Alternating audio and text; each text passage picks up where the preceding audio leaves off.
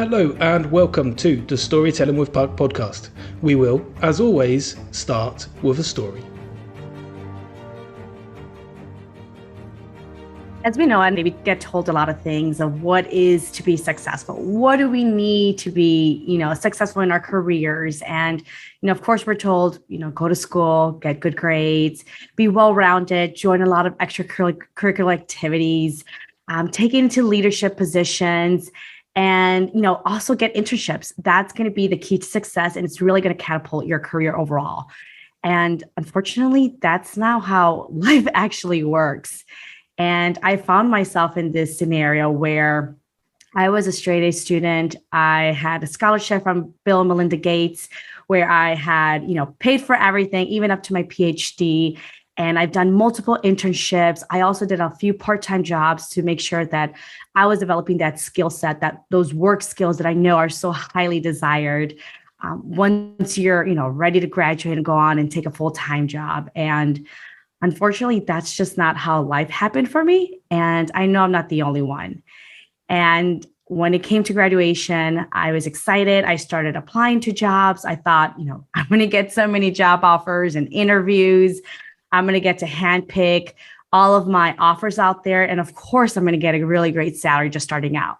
That's what I've been told. That's what everyone promised me will happen after graduation. And unfortunately, I found myself with one interview and I had just one offer. That was it. And it was really heartbreaking for me because, like I mentioned, I did everything. Instead of, I'm not going to say that I didn't go to the parties, but there were many times where I did make some sacrifices because I knew that at the end, it was going to help me be successful. And that's not how life usually happens. And I know that it happens to a lot of us as well, where we do everything. We put in that extra work, we volunteer for projects.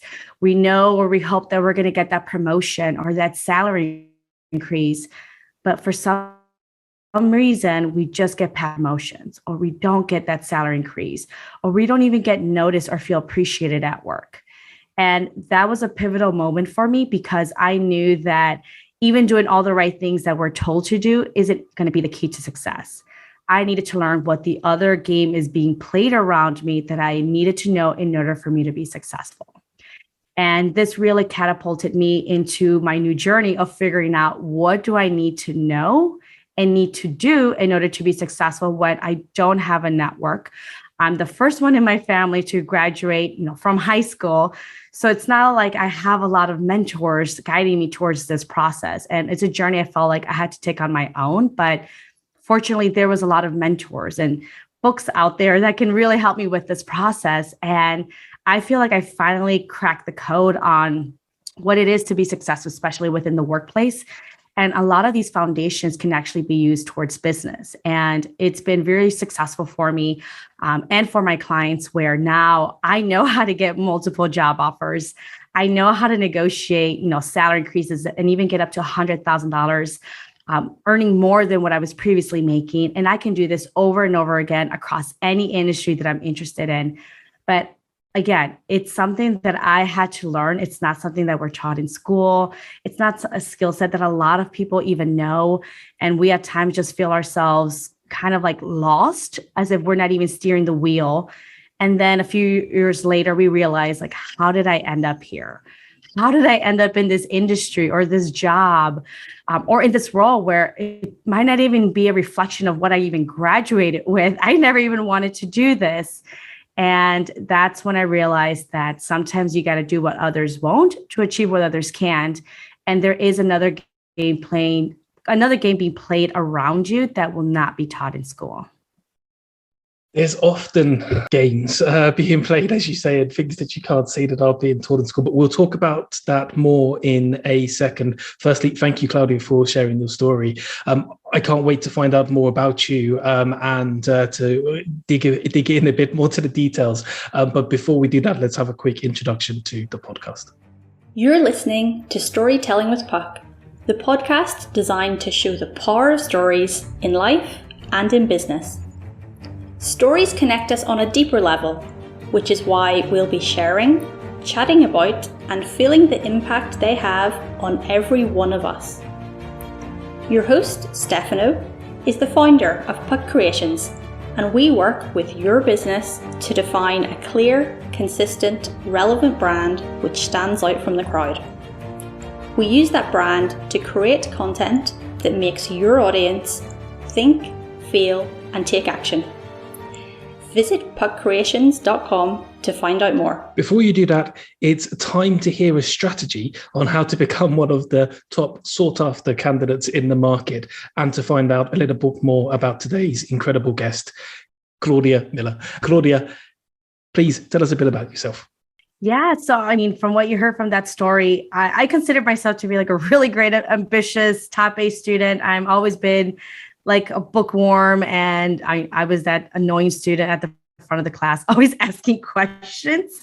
And I still find myself doing that, but in other forms, where I still continue my education. And now it's mostly towards, how to stay current with, job searching trends, and as well as, everything related to business, whether it's marketing, publicity, operations, finance, and everything else in between. But, now I love what I do. I love working with ambitious and driven women who are looking to accelerate in their careers, earn more, because they tend to be very underpaid, and able to do that so effortlessly and confidently without having to feel like you're about to confront someone or have an awkward conversation. It's done in a way that is very personable and very collaborative, that in a way, a lot of clients tell me that they're so surprised how easy and collaborative people are by the way that they ask, that they never even thought that they can ask that specific way. So I am so happy with what I'm doing now, and just helping women to change their livelihoods at times and really help them progress in their careers.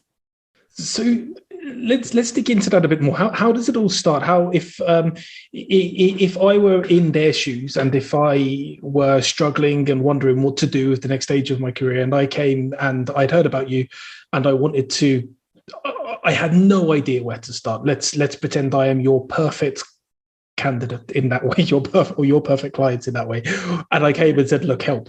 What would the first thing be that you did?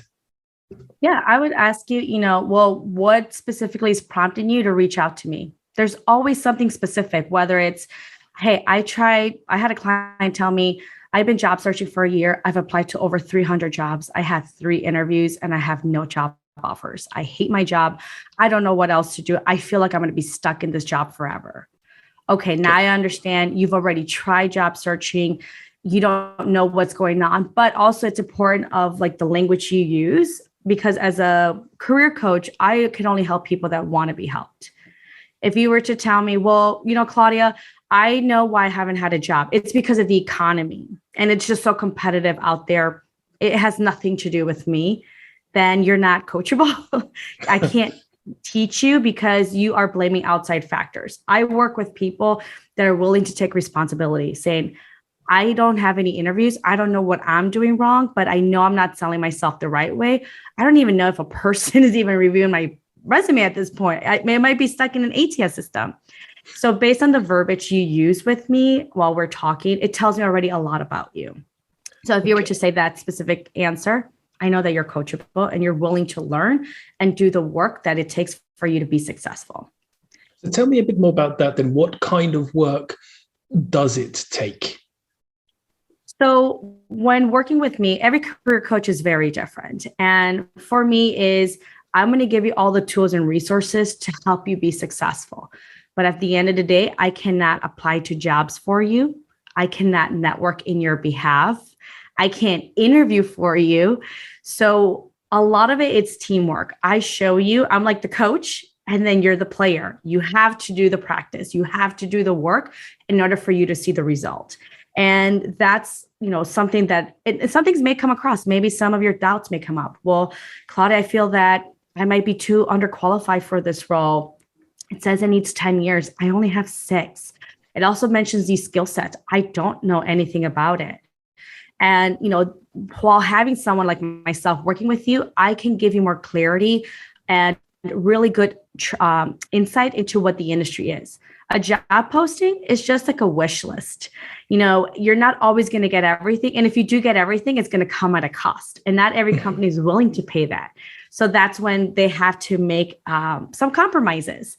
And you as an employee, if you do match everything in a job description, then it means it's not allowing you to grow in your role or in your career. So you should be challenging yourself. So that's interesting. Sorry to interrupt, but it's a really interesting point you make. So would you suggest that if you completely match the job description, that potentially it's the wrong job to go for? Correct. It's time for you to move to the next step up. Okay, that's definitely something that I imagine most people don't think of at the beginning when they're looking for jobs. It's definitely would be a stepping stone. And tell me more then with what you're doing to help people. You're giving them, I guess, the realization that, as you say, a job offer is there to ask for their ideal potential candidate, but it's not there for their minimum target, right? Mm-hmm. So that, I guess, will give them a bit more of a reality check. But how much of it is also to do with confidence? Because at the beginning of your last answer, you mentioned that when people come to you, they might say, not everyone, but some people might say things like, oh, I don't think I'm qualified enough for this job. And it's not just about the things that are written on the paper necessarily, but it's also sometimes about things that are going on in their own mind. So how much of it is to do with confidence, and how do you help them with that? So we all have I would say a limited amount of confidence, especially when it comes to job searching. After a while, if you keep hearing no, no, no, and getting no results, that confidence keeps lowering. So, one of the things is I assess, where's your confidence at? Where are you? And, when I work with clients, there's different steps that I help them do specifically to help them understand and really help them with their confidence. So one assignment is, make a list of all your achievements that you've done within your career or professionally, and sometimes personally, to remind you of who you are as a candidate. We are always very in the present tense. What I mean is you don't think about all your achievements and your accolades throughout your whole life. You're probably thinking about what you did last week, maybe a few months ago, or maybe you didn't do so on a project, and that becomes kind of like your compass, as opposed to everything you've done throughout your whole career. You've always been a really great student, Stefano. You started a podcast. You've interviewed so many great people. You have a podcast that's attracted so many listeners and followers that really like to listen to what you have and listen to your creativity. But we don't always think that in the back of our mind. So we're always thinking negative, or who are these people that I'm competing against with? So that's one, making a list of all your accomplishments, achievements to really help you connect with your confidence. The second is, before my clients go into an interview, they've networked. So they already have a good pulse on the industry and the company itself. So they already talked to people within the company and within the industry itself. And they ask questions like, what is the hardest skill to hire for this role? You don't have to have everything in that job posting. You just need to be able to address those pain points that the hiring manager is currently experiencing, and they need someone to solve it. So those things are what's going to really make you stand out. And the job description becomes irrelevant. And there's actually studies that I've seen, and I don't know the exact percentage, but I know that it's around 66% of professionals say that what they're doing in the role does not match at all with what was on the job description. So don't rely on the job description. It's a kind of here's what to know, but don't really believe everything, and things might change. And especially with COVID, a lot of people's jobs change from night and day, especially if they were working at live events and they were doing experiential marketing.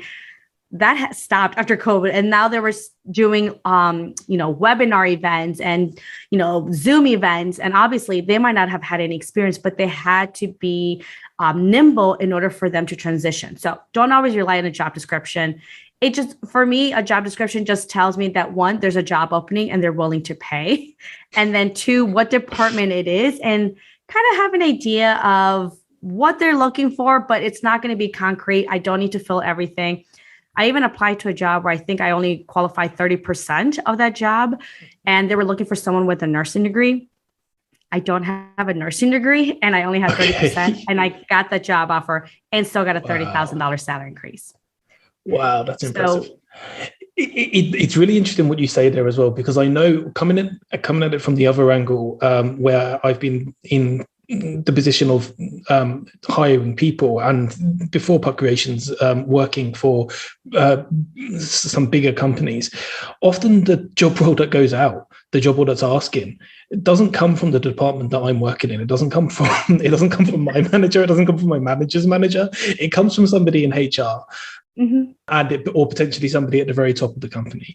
And they go, oh, this is probably the kind of thing that we need in that department. By the time you get to the interview stage, the person you're talking to only has half of an idea of what's even in the job description in the first place.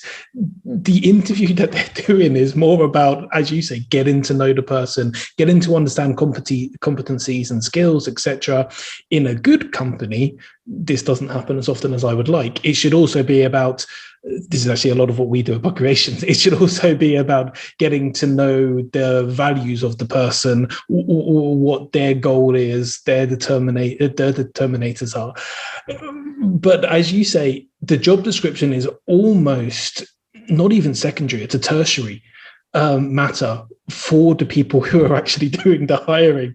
But most candidates don't realize that. They think it's everything. And so it's great how you give them that confidence boost by explaining that to them. I find it really impressive. And also, by the way, thank you for all of your compliments for me. I'm going to have a big head by the end of this podcast episode. Well, you can see, like, sometimes we don't realize why we should be confident, because a lot of us don't always tell each other, like, oh, great job, Stefano. Like, you did really great today. You interviewed another candidate and another person. You had a really great conversation.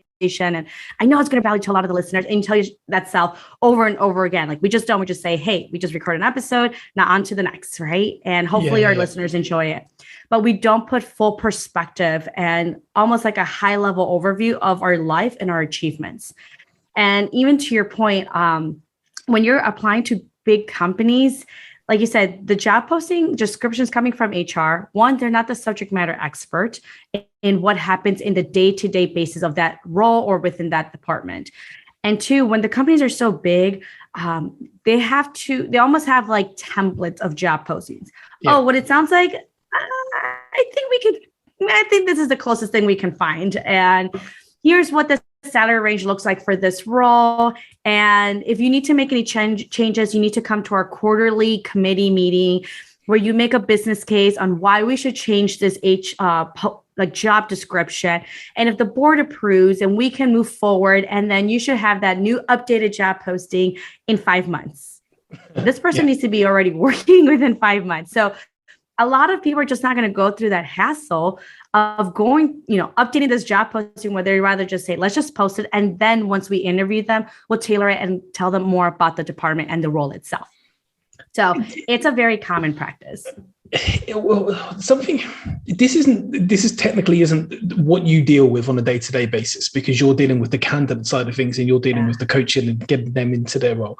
But I'm interested just to know your thoughts, because it's your industry, on what you think about the way that these descriptions are made up and the way that people and companies do actually hire, because it very much crosses over with what we do in some senses. Because when we go in and we speak to clients about their brand and defining it and helping them to understand who they are, one of the big reasons we tell them that we do that is so that when it comes to the hiring process, that they are hiring people for the right reasons. They're not hiring people based on, well, they're really good at Microsoft Word and Excel. So I think that's a good reason to bring somebody in.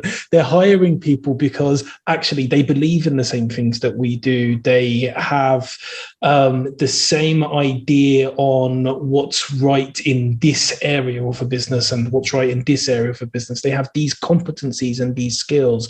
They have these, I think I mentioned earlier, these values. And then the very, very, very specific, and they're good at this part of the job, is way down the line, because you can teach people all of that stuff. Exactly. So that's what we do when we're working with companies quite a lot. Don't get me wrong, we're not there to help them the hiring process specifically, but it's an after effect. What about for you, when you're working with the candidates, do you ever get frustrated by the way that companies are hiring? Is it a bugbear for you at all? Is it just me? Yeah, no, I do get frustrated because not every manager is meant to be a manager.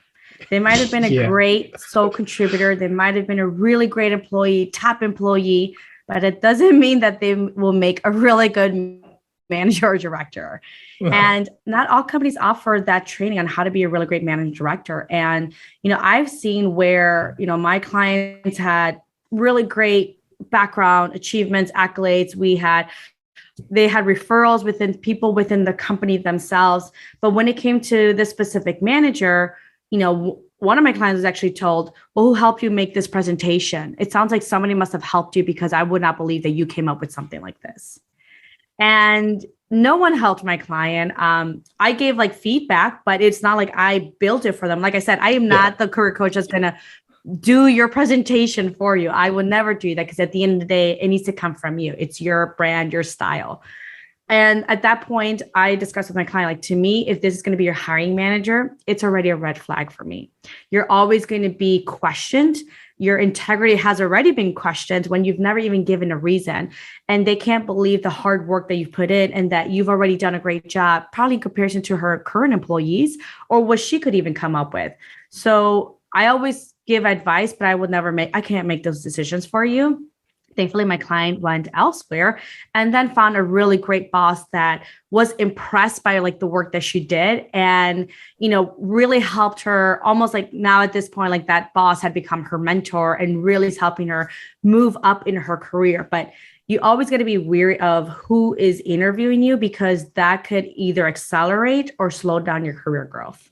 That makes a lot of sense. Actually, you touched on something there, which I find really interesting. I'm a strange person in that I used to love job interviews. I'm one of the few rare exceptions in the world. we're in the same place, right? But part of the reason was because I used to really enjoy, I guess this is why I'm a podcast host, I used to really enjoy flipping the switch a little bit and starting to interview the company. Because as far as I was concerned, and I can't remember where this started. I think it was good advice I was actually given by my sister as a kid. When I first started going to interviews, I was told to treat it like I'm interviewing them. The whole point is to work out whether or not I want to work for the company. If they also happen to want to hire me, then brilliant. But actually, the reason I'm there at the interview is to work out if I like the company. The reason I mention it is because you talked about the idea that if you're sitting in front of a hiring manager and they seem not the best, they seem to be asking strange questions, questioning your integrity. I'm amazed by the idea that somebody was asked whether or not they really made the presentation. I mean, that's incredible. But if they're doing that kind of stuff, then it comes back to what we were talking about earlier, having the confidence to actually say, you know what, well, I don't need you because I can go and find another job elsewhere because I know I've got the skills. How do you work with your clients, I guess, in helping them to understand that just because you're going for an interview, it doesn't mean you have to take a job? How do you kind of get them to believe that? Because sometimes I find that a really hard thing to persuade people of. So it actually starts before that even gets to that point. So when my clients, we work together, I have them make a list of 30 top companies they want to work with. And this is before we dive into research. So 30 top companies is usually like big companies like, oh, I would love to work at PlayStation, Netflix, Hulu, Peloton, Facebook, Google, Amazon. And eventually, like, maybe that'll capture the first 10, 15. Then they're like, well, I don't know. Like, well, I show them research, very different ways on how they can identify the other 15. And they always start with these big companies, you know, the shiny companies that everyone wants to work with. And I show them how to do true research. You know, is this company healthy? Would they be doing layoffs in the next 3 to 6 months? Where are they allocating their resources? What is their main goal for the next fiscal year? And that's going to give them a lot of insight. So for example, if you're an engineer and the company has just finished releasing a product and now they're looking to market and sell it to the market, their resources are going to go to sales and marketing, not engineering. So you're going to be fighting against a wall at that point because they already created that product and they're focused on selling. So that's not really going to accelerate your career. Instead, we want to look for a company that's looking to make improvements into their current, technology, or they're looking to develop a new one. Now we know as an engineer, that's the perfect fit for you. That's really going to skyrocket your career in comparison to that other company. So they're quick. Once they realize how to do research, out of that 30, it comes down to 10 companies. Okay. And they come and tell me and they realize, I'm so glad I did this research, because before this, I thought this will be it. Like, if I could get a job at this company, I've made it. Like, I am going to be so successful and it's going to be really great for my career. And once I dug into the research, this is a sinking ship in the making. There's a lot of like writing on the wall. People are leaving. It looks like they have been in the red for a while and they need to cut cost somewhere. So even if you're not the one person let go, you probably have to do with, 30% of the resources as opposed to the 100%. And at that point, you're set up to fail. You're not going to get your bonus at the end of the year because of performance reviews, because you were not even able to succeed. And it's just a snowball effect, and it impacts your confidence and everything else. Whereas you had gone to the other company, all of a sudden you're like, I'm getting noticed and promoted. I've done really great work. And we were able to go from A to B because it gave me the resources that I needed to succeed. And it's just an amazing place to work at. Those could be same roles, two different companies. So when it comes to interviewing, they're looking for any reason to red flags to say, I'm going to remove you because I have 8-9 other companies that I've already been referred to. I know are really going to be great. They're going to set me up for success. And if it doesn't seem like you'd be a great manager, then this is just not going to work out. I have other companies and interviews to do. So that's where that comes from. Yeah. That's brilliant. I really like that because as you say, I think getting that early on before you ever get anywhere near the interviews is so important, and having that realization. And also having a few options in mind, because as you say, they had lots of options in mind to start off with. But even when you narrowed it down, you didn't narrow it down to just one. You narrowed it down to kind of 10 and then 5. And then so still, even with some of the companies that they do want to go and work for, they know that actually if they don't get that particular position, it's okay, because there are other options, and there's still the options that they really care about and want to go to. So I love that. I think it's brilliant. Now, as you know, this whole podcast is about stories. I haven't asked you about this in advance, so I'm putting you on the spot a little bit. And for privacy reasons, we can change names, etc. if needs be.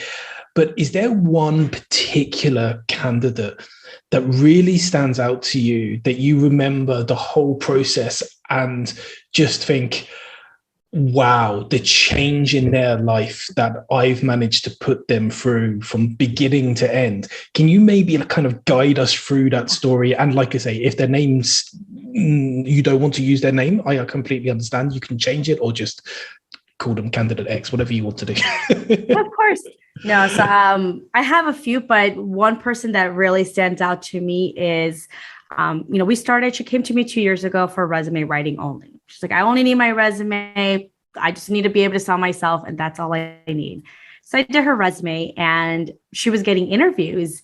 And at the time, she was like, well, maybe I'll do some interview coaching with you. And we started practicing with interview coaching. And I told her, by the way, based on what I see in the market, at the time she was switching industry. So she was in architecture, looking to move into data science, 2 different fields, but she had just finished her master's. She wanted to make that change. And I knew there's a lot of earning potential within that market. I told her you could probably get anywhere between 120 to 150.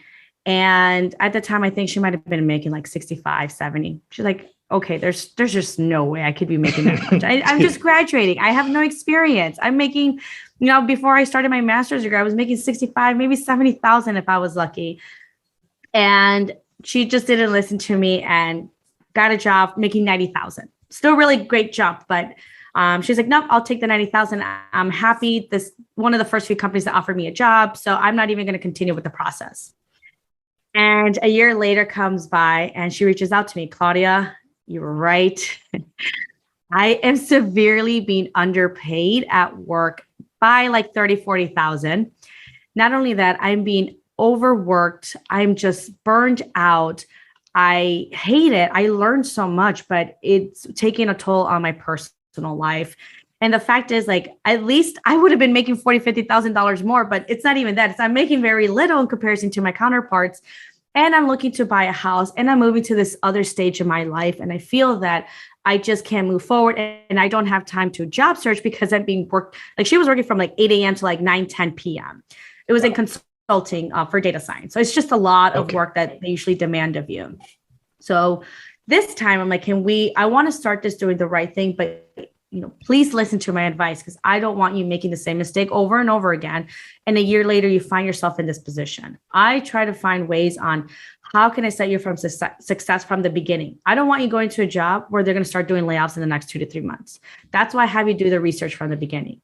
I don't want you to go into a job that's going to set you up for failure, because at the end of the day, then you're going to find yourself 6 months or 12 months later saying, I need a job search again because I hate this job in this company. So we worked together, and this time she listened, and she was able to get a job at a really top Fortune 500 company with $150,000 salary. I think they gave her like around $15,000 sign-on bonus plus $40,000 worth of stock. And she was going to be the team lead. And she only had about, at this point, 2 years of experience, team lead for like a big project that they're doing. And now she's getting approached by Google and Facebook to see if she'd be interested in interviewing for them. At that point, she already knows how to understand what her market value is. So she told Google, I just started this job. I'm flattered, but I'm not considering any job unless it's more than 200,000 at this point. Google said, we can make that work. So I like that it's the switch of control that we were talking about earlier. So you can do that in interviews, but you can also do that in your work as well, so that you understand your value and you know that when people start wanting you, that's the point where you are completely, as you say, you flipped everything around. So that's perfect. It's a brilliant story. So I'm going to let you continue, because I don't think you were quite at the end, but I just wanted to. Yeah, no, I mean, and this is now like she at this point, she just can't believe like this is her life at this point. She never applied to Google. She never applied to Facebook. Honestly, probably because she didn't feel as confident. I mean, she felt like she only had 2 years of experience, but these are the companies coming to her. I have another client, same scenario, where Google, Facebook, and Amazon are coming to her for interviews. And she told them, I'm currently busy at the moment. So I can't, if we were to have this conversation, I can't do it until like November, December. I'm working on a big project. What is your timeline to hire? They said, we're very flexible. We'll work around your schedule. When could be a good time that we can reach out to you? So again, it's that control factor, but all her marketing assets, her LinkedIn, like, is on point. And I always say, brand yourself for the role you want, not for the role you currently have. So her LinkedIn is on point. If they were to ask for her resume, it's already updated and complete. So she can immediately send it with a completed cover letter. So to her, this is so easy, and it works around her schedule, her timeline, and what her salary is, because she truly does enjoy where she works at. She's set up for success. She's like, I've actually never been as confident as I am now. I feel comfortable, speaking up where I'm not being put down. I'm seen as a leader within the company itself. I'm a team lead. She actually hosts like weekly lunch and learns to talk about like different challenges that any person has gone through, depending on some of the projects that relates to data science. And like, she's doing really great strides. And now she can say, to Google, actually, I'm really happy where I'm at. Unless it's over 200,000 where it's worthwhile me moving, then I'll consider having a conversation. But at this point, I'm just not currently looking. And there are companies that, will court you. It's almost like dating. You might say like, I'm with a boyfriend right now, but if it doesn't work out or something, I mean, it's not going to be true dating, but they're trying to court her. We'll see how it works out with this boyfriend. Yeah, I'm just thinking, if my partner's listening right now, I hope you're not going to do that kind of dating. But no, but it's like Google is now courting her. They're saying, no, we can make this work. Did you want to get this certification? Did you want to go back to school? We'd be happy to pay for it. And this is just base. Like, this is not even including like the stock or sign-on bonus they might be able to offer her, especially since she's leaving this company. So those conversations start happening. And, it's very common once you know how to do it right. I know that my young self, if I would have heard this after getting one interview and one job offer, I would have said like, that I can't believe this. Nope. I've only had one interview, one job. So therefore, how can people be approached by Google? That sounds ridiculous. And that's because I just didn't know how to do it right. I didn't know how to market myself. I didn't know what people were looking for and what was the hardest skill to hire for. But now that I've learned through the years and I refined my framework, now my clients are getting $100,000 salary increases when, 7 years ago, I was getting $30,000 salary increases. So it keeps refining as time goes on. Let's go back to that a little bit, actually, because that's really interesting where you started with. This isn't the very, very start, but you talked about getting a scholarship from Bill and Melinda Gates, which is impressive in and of itself. Let's start there. How did you get the scholarship? Why did you get the scholarship? What was it that made you stand out from the crowd initially? As you've heard, Claudia Miller certainly stands out. Working hard as a child and young adult paid off, but it felt like it might not when she moved from studying into the real world.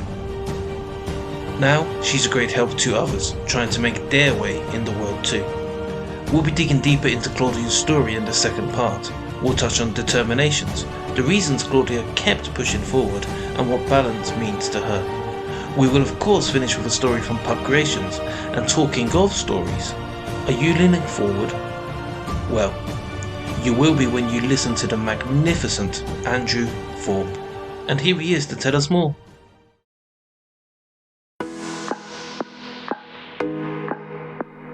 We're all in the persuasion business, whether that's pitching to a potential client, selling ourselves in a job interview, or convincing a teenager to tidy their room. How we frame our message and how we deliver it makes all the difference. And this is the theme of my podcast, Leaning Forward. I'm Andrew Thorpe. I'm a speaker, a trainer, and a storyteller. And I'd love you to tune in to our latest episode. Yeah, so I grew up from humble beginnings. And like I said, my mom had a 6th grade education, and I believe my dad had a 7th grade education. So I knew the only way out of poverty was through education. There was no other way for me. So, and of course, if I get good grades, I get a good job. If I get a good job, I get paid well, and then I'm successful. Sorry to interrupt. How did you know that? Because a lot of people don't actually know that. A lot of people don't necessarily realize that the way people have all of these different thoughts about different ways you can make money. They have, I'm going to become the best salesperson in the world. I'm going to rob a bank. I'm going to, whatever it is. People have lots of different ideas on how you could potentially earn money. How did you realize that education was so important? Well, I never consider myself to be like brave or whatever you want to call it that to rob a bank. I get anxiety. I get nervous. I could be at times. I should say we're not advertising robbing a bank to anyone here, but it's sorry. Like, I'm a scary cat. Like I said, I was like the student in the front, and I'm very competitive too. Like, I'm the first one that finished my homework and I got them all right. So it's just that innate competitiveness that I have, but I knew I couldn't, sell drugs or rob a bank, like too much anxiety for me. I can't handle it. I would not do well in jail. And then as a salesperson, I was never exposed to it. I thought salespeople were the ones that you go into the store at Macy's and they try to sell you perfume. Like I considered that to be sales or the sleazy car salesperson. So I really lived in a bubble where, my mom was like a beautician. My dad worked at a factory. My stepdad was a truck driver. So I was very limited. I never knew what corporate America looked like. I just knew that in the shows and movies, like they all were successful, wore suits, and they got promotions and bonuses. And I never knew anyone that had anything remotely close to it. So I knew that I had to education. That was going to be it. I don't have networks. I don't have someone, introducing me and getting me into new companies. So the only way that I can get out was education. And so I had to really, dive myself into the books. And like I said, I needed to go into a good college. And I know that for good colleges, or at least my post-secondary counselor said, is you have to be well-rounded. Just because you're a good student isn't going to be enough. So then I joined National Honor Society. I joined the bilingual club, the French club, the dance club, the math league. I used to go on Saturday mornings and take math tests for 3-4 hours, and they called it a competition.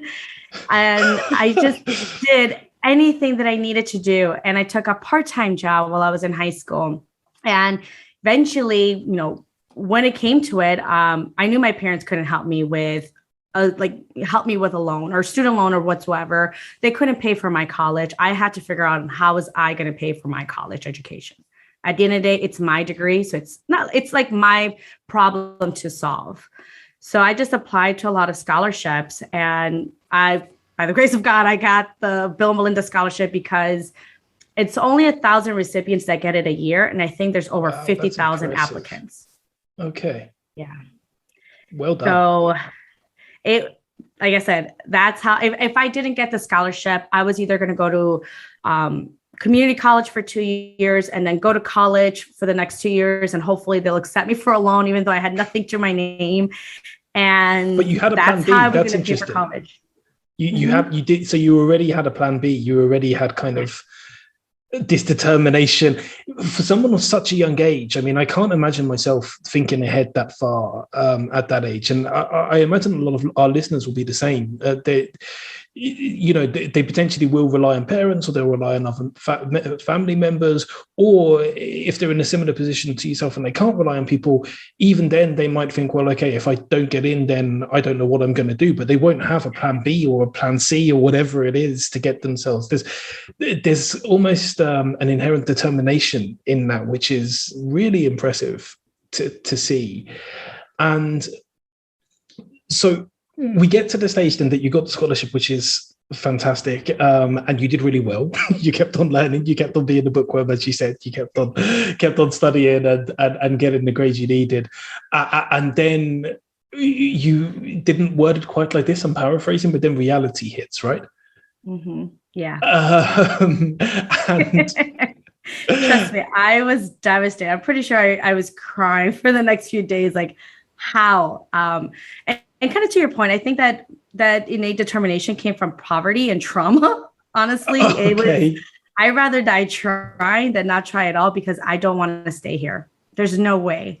Like I'm going to do whatever it takes to do if I need to take an extra job. And at some point, I think even in college, even though I had a full ride scholarship, they gave me money for my personal expenses. They paid for my dorm. They paid for my books.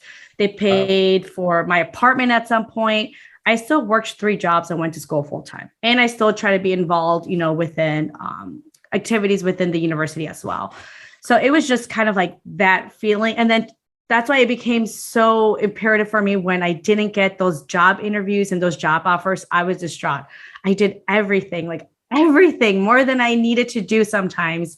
And that's what I was left with. I felt ashamed. I felt guilt. I felt like maybe I did it what could I have done wrong? I don't know at that point. It was that frustration. Yeah. And that's what really, it really told me, or I found in myself saying, my books and everything are great, but there's another part to this equation that I need to learn and figure out. And that's what embarked this journey. And it was more for me to learn this skill set for myself. It wasn't for me to start a business out of it. It was just, I need to figure out the solution. There's people out there This time you didn't have that far ahead of a plan of starting a business, I didn't. You did. Yeah. I know some of the newest self-made billionaires came from nothing. How do they do it? And how can I do it? And let me get in contact with them. Let me buy their courses. I'll read their books. Whatever I need to do, I would do it. And I, cold email people. I put myself out of my comfort zone. And eventually it started getting me those results where then I was getting those $30,000 salary increases. Did you have people around you? Because there are, people go through all sorts of different situations in their life, and people go through poverty, and people go through a range of things that I have never experienced. Some things that I have experienced that are difficult in my life. I lost one of my parents at a very young age, for example, and that gave me a certain determination in some ways. And but the way we react to experiences isn't the same. So there would have been people in a similar position to you who would not have reacted in any way near the way that you did in terms of the focus. And as you say, you were desperate to get out. And so the determination was there because of such a strong underlying motivator. But even people with a similar motivation may not have done the same thing. So the reason I'm describing it this way is I wanted to ask the question is, were there people around you who were supportive and who were giving you the guidance and who were telling you these things, who were advising you that, look, if you really, really want to make it, if you really don't want to be stuck and doing the same things as we're doing in this life, then the way forward is to educate yourself, etc. Did you have, I guess, those good mentors, those good people? Yeah, I would say most of them, I mean, it was teachers for a long time. I mean, I was a straight A student. I was the good girl. I mean, I was teacher's pet. I'm not going to lie. So they were always like, Claudia, you're doing great. You're doing really good. Oh, I have this activity program, for you to get into college, you have to be well-rounded. So they did help me. And then when I started getting internships, then it was my mentors through those internships saying like, you're really good at this. And at some point, actually, I was studying to be an architecture major because in my mind, that was a definition of success. I didn't want to be a lawyer because I like to read, but not like at that level. And I couldn't be a doctor because I get nauseous around blood, needles. And so I'm like, okay, maybe I'll be an architect. And it has a lot of, recognition, people, saying all like, wow, you're an architect, it needs education. I assumed it was a lot of money involved. And then I realized like, I don't like architecture. I'm good at it. A really key part. Yeah, I don't want to do it. So what was a leading factor for a while was like, I need to, if I'm putting all this hard work, it has to be for something like architecture or being a lawyer. And then it took a lot of self-discovery to realize I'm doing it for the wrong reasons. And I had a mentor that told me, if you want to be an architect for the money, you can might as well be a truck driver. You'll earn the same amount of money and you'll probably have more freedom than an architect. So that's when I knew that it wasn't going to be that track for me. But I did have mentors lead me through that way because, like I said, my mom didn't know anything about this world. She didn't I had to apply to colleges on my own. I didn't even know certain colleges existed. Like that's how much in a bubble. I didn't know University of Chicago existed. And when I heard University of Chicago, I just thought they meant University of Illinois at Chicago. Like so silly of them. So I really lived in a very small bubble. And I just knew that it wasn't going to be towards my mom. And I needed to find other sources. And thankfully I had really great teachers and post-secondary counselors that really helped me along this journey and really provided me with these opportunities that really moved forward. But again, I had to do the work. I can't expect that if I was a horrible student, didn't show up. I ditched a lot of classes. I never showed up. Like I could not find those mentors because I wasn't showing up to be the person to be worth mentoring. Mm-hmm. So I would say it's important for you have to do the work yourself. And then people like that will be happy to help you and mentor you. And I find the same thing in business. Sorry, that makes a lot of sense. That really makes a lot of sense. And it's interesting as well, because in some ways, mentors can come as positive mentors that are active, but it can also come from the surroundings and I guess the negativity of things going on. And that combination is what's key, I think. I think that's possibly what's helped in quite a few ways. So you had all of the struggles going on with the poverty and potentially the determination of people around even just trying to work just to live on the breadline. But then you also had the being a straight A student and having the positive mentors of seeing opportunity and seeing where you could potentially be and that helping you along the way as well. And then what I coming back a little bit more chronologically, so because we've kind of bounced, but so we get to the stage where you're searching and you got one interview and one job offer, but it wasn't what you wanted, and things felt like they were going wrong at the time. How did you come back out of that? How did you, I guess, have the strength to look in the right direction again and to start again after everything that you'd already done and then felt like it hadn't worked? Yeah. So my first job was actually as a financial advisor. So I had to get licensed, got my Series 6 and 63. I had to build my own book of business. I'll admit the mentoring wasn't so great. It was more like sink or swim. And like, I'm a person that I like to visualize. I need to see you. I need to do it myself. I need to make the mistakes and understand from them. And I wasn't good at it. And it's not something I really enjoyed. I dreaded going to work. I hated it. I felt, it was at some point it became commission based, and I didn't feel like harassing my friends and family to buy life insurance from me in order to make a paycheck. And then eventually I started focusing on businesses. And then eventually there was a team where they're like, Claudia, we see your work ethic. You're just going in and out, just doing the work. I was the latest one there. I made the most calls. I booked the most meetings. They're like, we want you to be part of our team. And they were a very successful team. And then things started going very well for me. But because of the Gates Millennium Scholarship, they only allow you to take 1 year off after graduation. After that, if you don't go back for your master's degree, it just goes away. So I knew I wanted to go back for my master's degree, especially since it's free. How could I not? Remember, education is what's going to get me out of this. So I need to continue. And I told my job at that time, hey, I'm going to go back for my master's full time. I'll still work here, full time. I just can't work the 80 hours, but I can work 40 hours.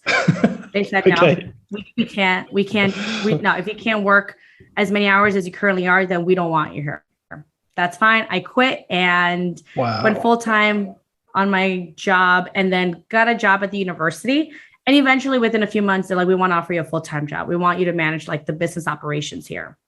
And they were very understanding because it was part of the university. So I can go to work, go to lunch, and go to class, and then come back, continue working, get off that, and then go back to my nighttime classes, go home and do homework. And it just worked out for me at that point. And that's kind of what happened. And then, so I went from financial industry to the education industry.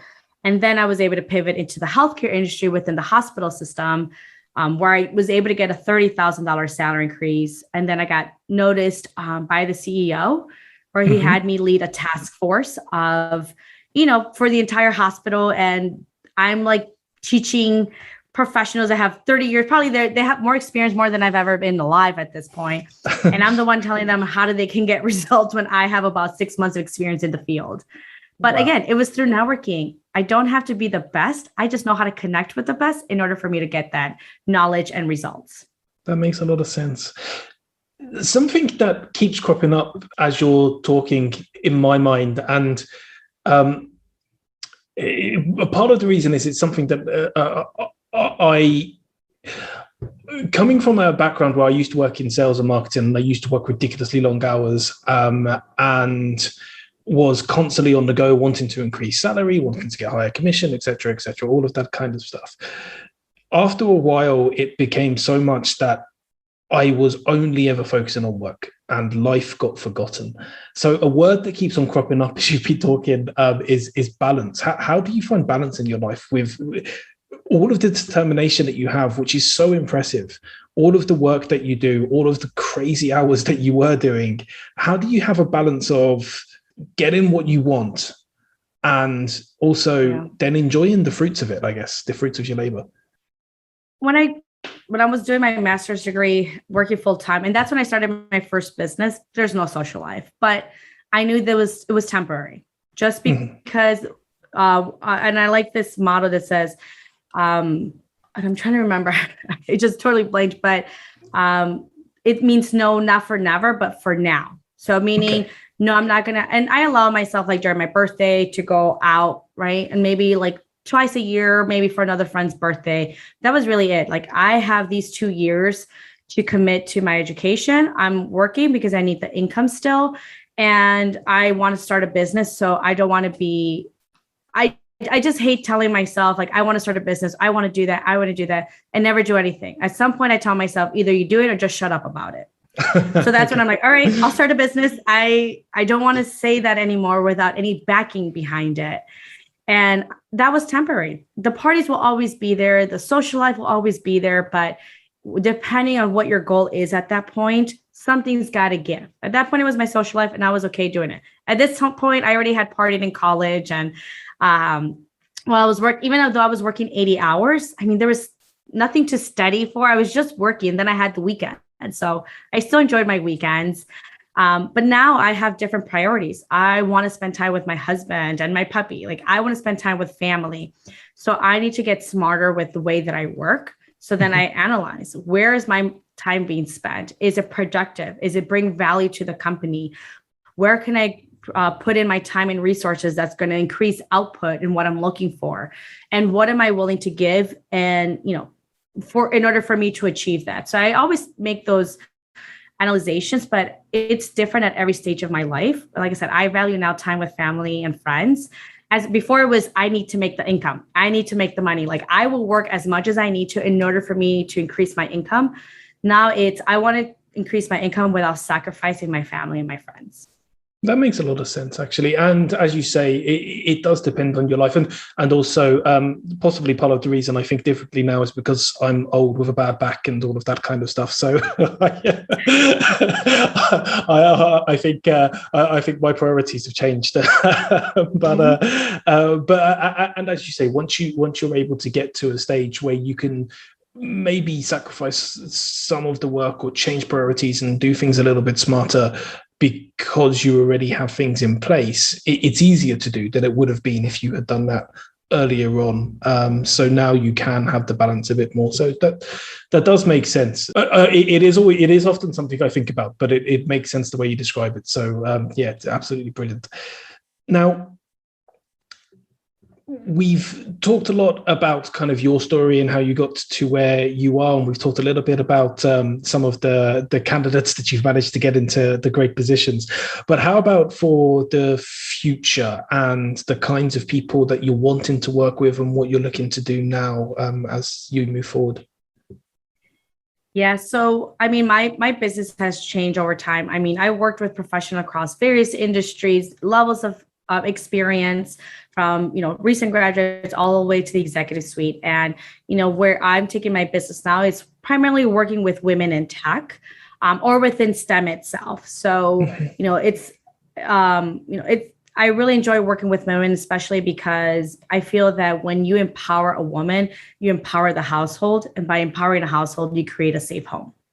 So that's why that's where my primary focus comes from. And it kind of gives you an insight to like what my background and upbringing was, but I want to change livelihoods. I want women that have the potential, are willing to do the work, but they just don't know how. I want to be able to, help them achieve those career goals that they're looking for. They could be making $100,000, $200,000 more than, what they're currently at. It might take some time at times, but it's definitely possible. And they just need someone that can guide them and just get there and finally figure out this complexity around, politics or office politics and how to network and networking the right way and all those things that I've, painfully figured out at this point.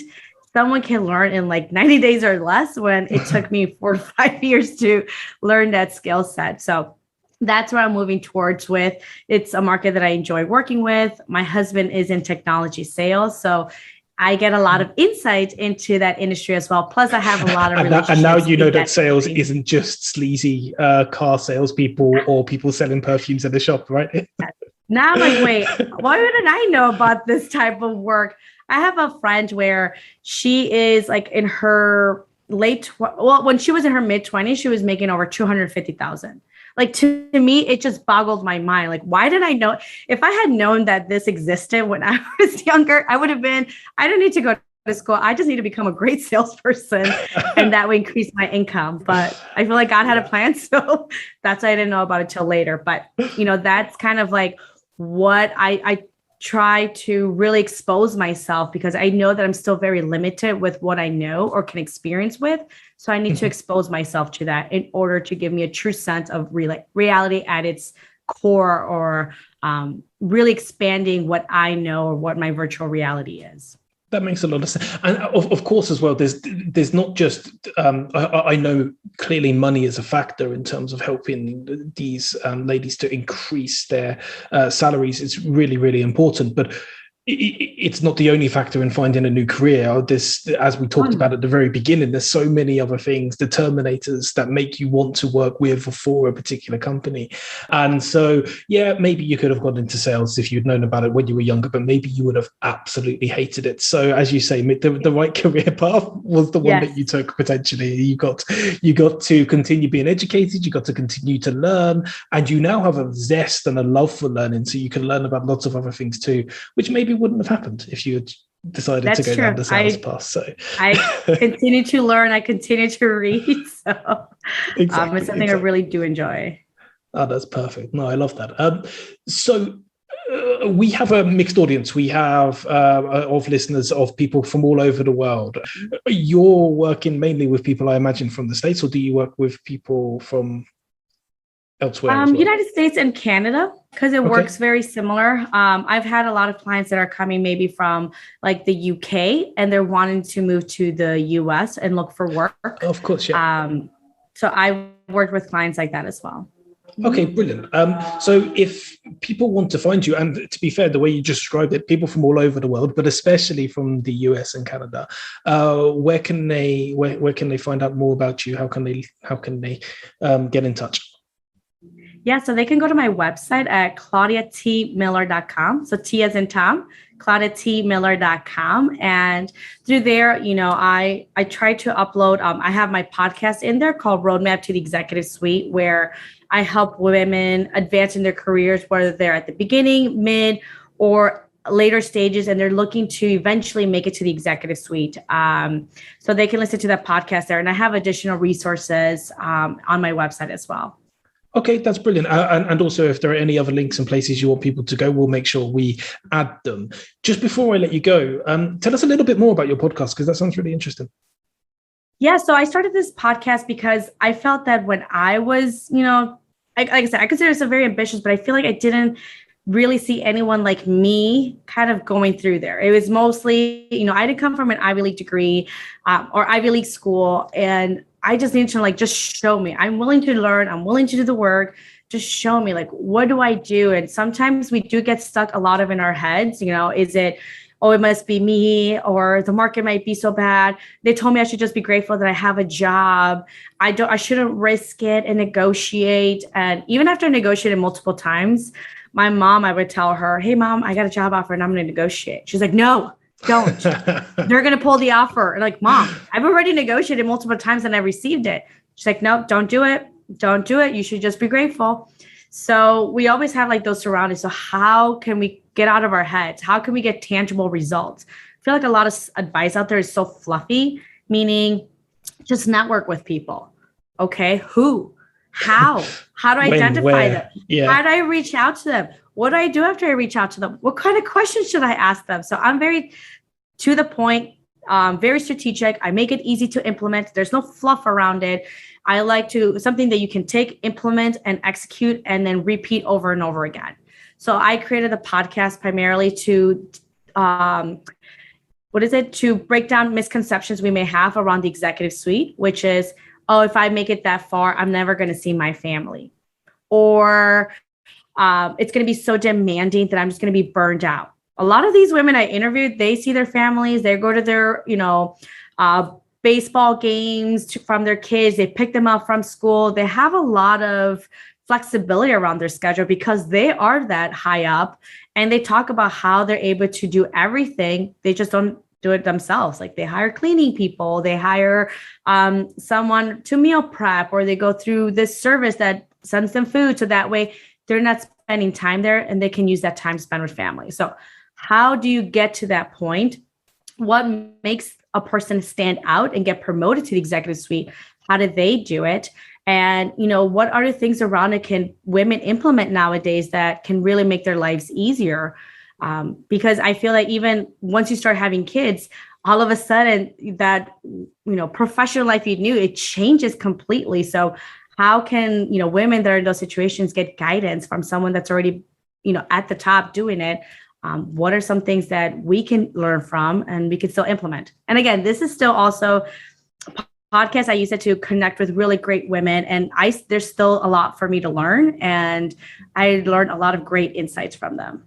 That's brilliant. I think one of the key takeaways for me on all of the podcast episodes that I do is exactly the same as you, is that I learn every single time. I think actually in the podcast episode that came out on the day of us recording this with a lady named Jackie Goddard, she's absolutely fabulous. Go have a listen if you get a chance, everybody.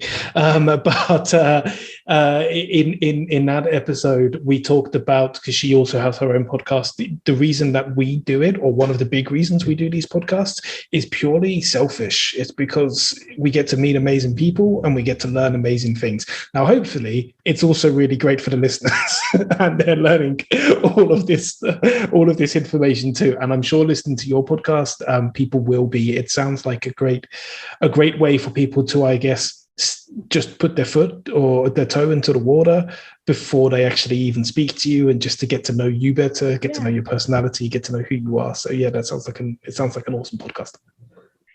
Thank you.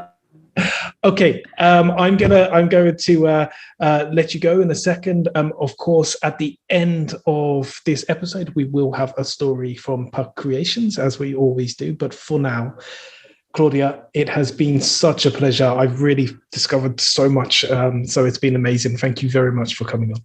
Likewise, and thanks again for having me on the show. I hope the listeners found my clients and my stories interesting, and hopefully they found at least one small nugget from it that they can either implement in their lives or share with someone or some of their loved ones that are maybe currently job searching. I'm sure they will, and I'm sure that lots of people will be coming to say hello to you very soon as well. So thanks again. I look forward to it. Bye-bye. Without doubt, you'll be looking forward to it too. What a great guest Claudia was. Thank you so much for joining us on the Storytelling with Puck podcast. We hope you were leaning forward throughout all of that, as we're sure you will be when you listen to Andrew Forbes' podcast called Leading Forward. But now, it's time for something from Puck Creations. This piece is called Reach Your Potential. Respect your fellow human. Engage when you can. Answer every question. Create glass from grains of sand. Hold on to what you believe. Yield for those in need. Open your mind. It will set you free. Unlock your heart so you can see. Reflect, recharge, restart. Push the boundaries, make your mark. Obliterate fear, light the spark. Treat every day like it could be your last.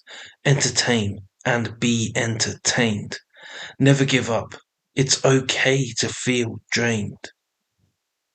Take your time, there's a lot to gain. Invite your heart and your mind, they make a great team.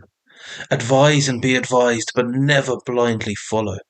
Love, learn, and live.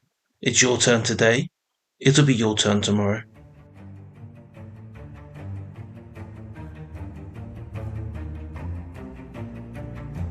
You've just been listening to the Storytelling with Puck podcast. We'll be back very soon, so make sure you subscribe and catch up on any of the episodes you've missed.